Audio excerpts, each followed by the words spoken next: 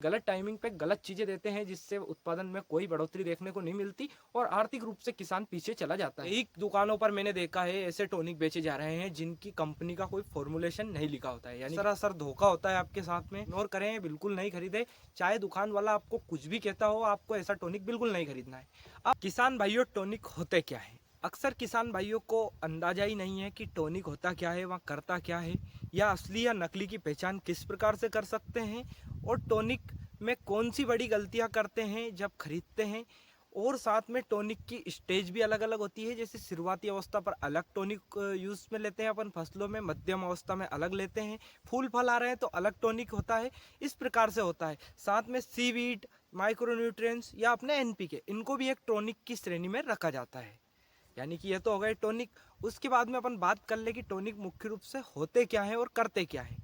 तो टॉनिक वहाँ चीज़ें होती है जैसे कि इंसानों के लिए विटामिन है, और साथ में प्रोटीन पाउडर जो डॉक्टर अपने को देते हैं जब अपन कमज़ोर हो जाते हैं। उसी प्रकार फसलों में अगर कमजोरी है, पीलापन है, या किसी बीमारी के कारण वो पौधे स्ट्रेस में पहुंच गए हैं, इस प्रकार की समस्याएं होती है, तो उनके लिए जो द्रव्य अपन देते हैं जो बूस्ट करता है अपनी फसल को और बढ़वार और वापस से वही हरियाली लाने के लिए जाना जाता है, उसको अपन टॉनिक बोलते हैं।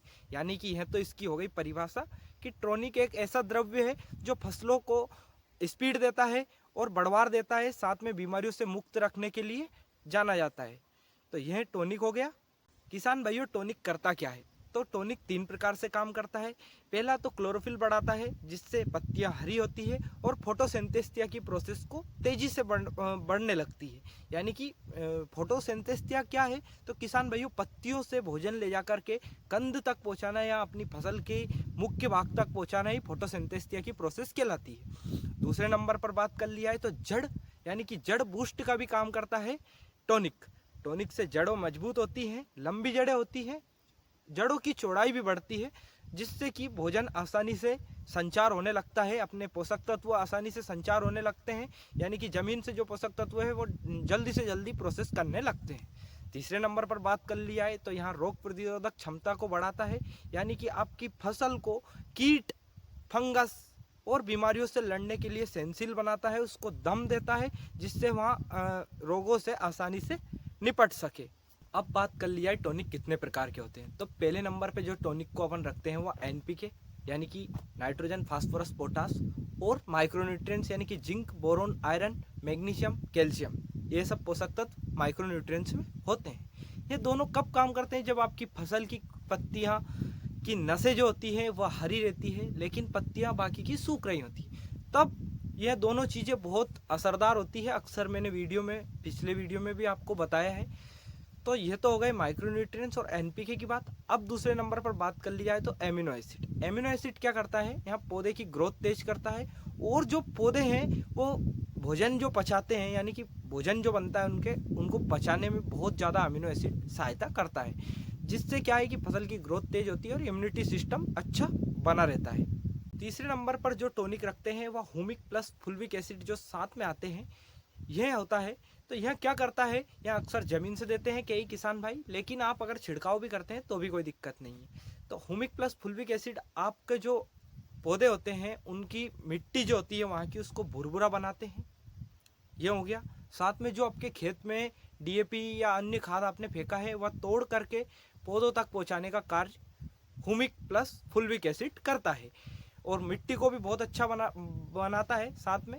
चौथे नंबर पर अपन रखते हैं सीवीड, यानी कि जो सागरिका आता है या समुद्री शैवालों से जो आता है, सीवीड बोलते हैं जिनको, समुद्री शैवालों के अर्क होते हैं ये। इनमें 60 पोषक तत्व होते हैं सूक्ष्म वाले। तो यह क्या करते हैं? अपनी फूल फल की संख्या को बढ़ाते हैं, साथ में फूल झड़ना या फल झड़ने की जो समस्या आती है वहाँ सीवीड वाले टॉनिक से बिल्कुल समाप्त हो जाती है। तो इस प्रकार से ये उपयोगी होते हैं। अब किसान भाइयों में बात करने वाला हूं कि आपको किस समय पे कौन सा एसिड लेना चाहिए या कौन सा टॉनिक लेना चाहिए। यानी कि जरूरी नहीं है कि मैं जो बता रहा हूं उसी स्टेप को आप फॉलो करके ही करें, आप अपने विवेक के आधार पर कार्य कीजिए। लेकिन मैं केवल बता रहा हूं, जैसे आप शुरुआती अवस्था पर आप टॉनिक ले रहे हैं तो वहाँ पर आप रूट बूस्टर वाले जो टॉनिक होते हैं या जिनमें हुमिक प्लस फुल्विक एसिड होता है वहाँ, साथ में मैग्नीशियम और जिंक का स्प्रे, क्योंकि इस समय पे जड़ें बनती है। तो शुरुआती अवस्था में 15 से 20 दिन की अगर आपकी फसल है तो आपको यह सब लेना होता है। और दूसरे कोई से भी एसिड आपको नहीं लेने होते हैं, वो बिल्कुल इस समय पे कोई काम नहीं करेंगे। दूसरे नंबर की स्टेज को अपन रखते हैं बड़वार स्टेज। यहाँ पर आपका तना जो है वह मजबूत हो रहा होता है और आपकी शाखाएं भी फूट रही होती है। तो यहाँ पर आप एमिनो एसिड, सीवीड यानी कि जो समुद्री शैवाल के अर्क होते हैं वह, साथ में इसमें आप ले सकते हैं मैग्नीशियम या माइक्रोन्यूट्रिएंट्स का मिक्सचर जो होता है वहाँ आप छिड़काव में ले सकते हैं। ध्यान रखने वाली बात यह है कि यहाँ पर आप 19-19-19 भी ले सकते हैं।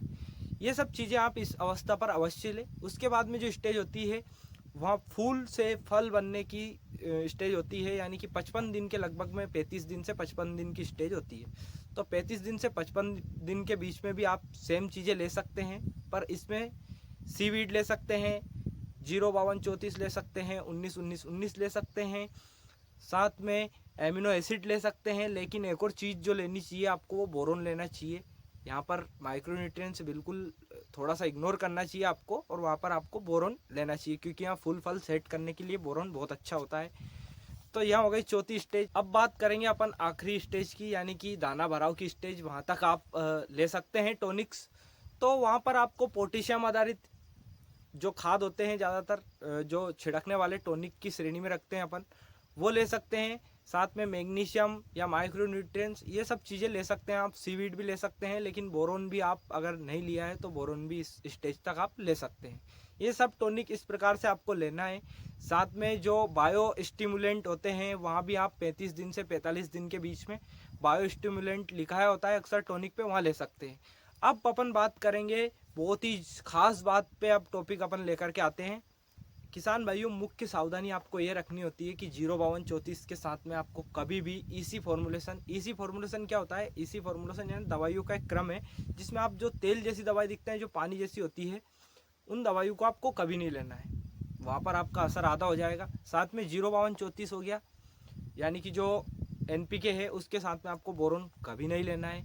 पत्तियां जलने का खतरा होता है, और कई किसान भाइयों का मेरे पास कमेंट आया था पिछले वीडियो में कि हम तो छिड़कते हैं तो छिड़को भैया, वो कोई प्रॉब्लम नहीं है। लेकिन जो साइंटिफिक बात है मैं वो केवल आपको बता रहा हूँ, तो यह नहीं ले सकते। साथ में बोरोन को आप इसी फॉर्मुलेशन वाली दवाइयों के साथ में नहीं ले सकते, और इनको एसिड यानी कि टॉनिक को भी आप इसी फॉर्मुलेशन वाली दवाई, जो कि पानी जैसी होती है या तेल जैसी होती है, जो एक साथ में पानी जैसी होती है, इसी फॉर्मुलेशन अक्सर आप देखना, तो वो आप बिल्कुल नहीं लेना है, क्योंकि उनसे क्या है, पूरा गड़बड़ हो जाता है। तो टॉनिक कम काम करता है, तो यहाँ आप विशेष रूप से ध्यान रखें। बात करेंगे अपन असली टॉनिक और नकली टॉनिक को पहचानने वाली बात। कई दुकानों पर मैंने देखा है ऐसे टॉनिक बेचे जा रहे हैं जिनकी कंपनी का कोई फॉर्मुलेशन नहीं लिखा होता है, यानी कि कुछ भी नहीं लिखा है उस पर, केवल लिख दिया कुछ भी, पेड़ पौधे लगा दिए और उसको एक नंबर दिखा दिया। दुकान वाले कहते हैं कि ये कंपनी का सीक्रेट फॉर्मूला है। अब ऐसा कौन सा सीक्रेट फॉर्मूला होता है किसान भाइयों? यह बिल्कुल गलत बात है। यहाँ सरासर धोखा होता है आपके साथ में। जिस भी कंपनी ओरिजिनल कंपनी रहेगी, ओरिजिनल टॉनिक रहेगा, वहाँ पर आपको पूरी की पूरी कंपनी का क्यूआर कोड, बैच नंबर, और साथ में उसमें पूरे जितने भी प्रकार के न्यूट्रिएंट्स हैं वो सब लिखाए होते हैं कि ये परसेंटेज में इतनी मात्रा में है। अगर वो नहीं लिखा हो तो आप ऐसे टॉनिक को बिल्कुल इग्नोर करें, बिल्कुल नहीं खरीदें। चाहे दुकान वाला आपको कुछ भी कहता हो, आपको ऐसा टॉनिक बिल्कुल नहीं खरीदना है। अब असली टॉनिक और नकली टॉनिक में एक और बहुत बड़ा फायदा कि असली टॉनिक जो रहता है वहाँ बिल्कुल साफ रहता है, हिलाने पर एक समान मिलता है, और साथ में वहाँ कभी भी ज़्यादा झाग नहीं देता है। अगर नकली होगा तो वो ज़्यादा झाग देगा, साथ में उसमें बदबू भी आएगी। यहाँ जबकि टॉनिक में एक अच्छी हल्की खुशबू होती है, ज़्यादा कोई वो नहीं होती है। लेकिन जो नकली रहता है उसमें और ज़्यादा ही खुशबू आपको देखने को मिले या ज़्यादा ही कम खुशबू देखने को मिले, वहाँ पर आपको समझ जाना है कि यह टॉनिक बिल्कुल नकली है। और इसको टेस्ट करने का एक और तरीका मैं आपको बता देता हूँ कि आपको 1-2 बूंद लेनी है टॉनिक की और पानी के गिलास में डालना है। अगर वो ऊपर तेल की तरह तैरता हुआ दिखे आपको तो समझ जाना है कि टॉनिक नकली है। साथ में अगर वो नीचे जाकर के एक गाढ़ा गाढ़ा सा फॉर्मुलेशन अगर नीचे अपने गिलास में बना ले तो वहाँ पर भी आपको समझ जाना है कि टॉनिक नकली है। दोनों ही कंडीशन में टॉनिक नकली होता है, जबकि असली टॉनिक आसानी से पानी में मिल जाता है, और साथ में रिजल्ट भी आपको 2-3 दिन में दिखाई देने लगते हैं। जब आप अपनी फील्ड पर टॉनिक का स्प्रे करते हैं तो 2 से 3 दिनों में उसका रिजल्ट दिखने लगता है। अगर ऐसा नहीं होता है तो किसान भैया टॉनिक आपका नकली है। अब जो बात करेंगे अपन वह यह है कि अक्सर आप खर्च वहीं करते हैं और उसका उत्पादन पर बहुत कम असर देखने को मिलता है, यानी कि आपका उत्पादन नहीं बढ़ता है और खर्च आप वहीं करते हैं, क्योंकि आप क्या है, या तो नकली खरीद रहे हैं या आप गलत फॉर्मुलेशन में टॉनिक का छिड़काव कर रहे हैं। जहाँ पर आपको हुमिक लेना चाहिए था वहाँ पर आप और कोई सा ले रहे हैं, या आप सीवीड ले रहे हैं और सीवीड के समय पे आप हुमिक ले रहे हैं। अक्सर यह होता है, यानी कि गलत टाइमिंग पे गलत चीज़ें देते हैं, जिससे उत्पादन में कोई बढ़ोतरी देखने को नहीं मिलती और आर्थिक रूप से किसान पीछे चला जाता है। तो इस बात का आप विशेष रूप से याद रखें और आई होप कि आपको जानकारी अच्छी लगी होगी। अच्छी लगी हो तो वीडियो को लाइक, किसान भाइयों को शेयर और हमारे चैनल को सब्सक्राइब और फॉलो करना बिल्कुल नहीं भूलें, क्योंकि ऐसी इन्फॉर्मेटिव वीडियो मैं आपके लिए लेकर के आता रहता हूँ। बहुत बहुत धन्यवाद। जय संवरिया सेठ जी की।